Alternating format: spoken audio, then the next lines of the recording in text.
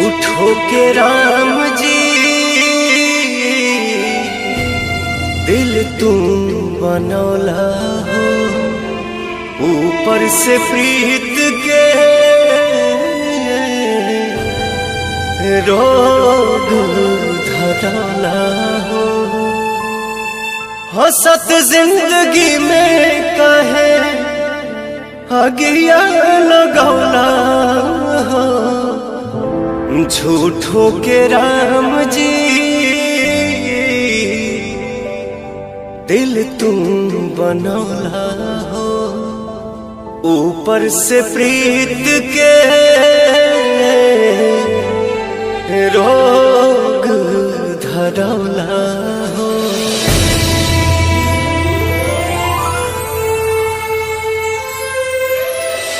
कब नहीं पूरा भइल प्यार के कहानी, कितना दीवाना मरले कितनी दीवानी।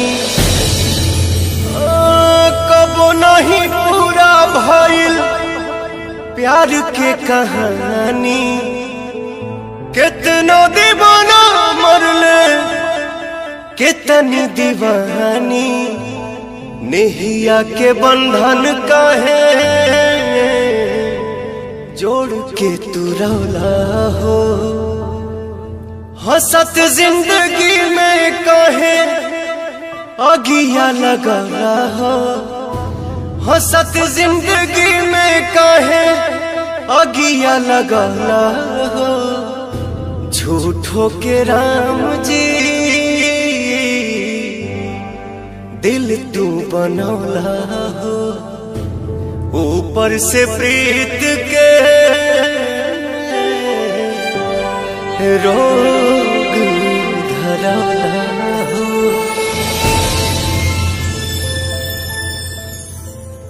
हंसत जिंदगी में कहे अगिया लगौला हो, झूठो के राम जी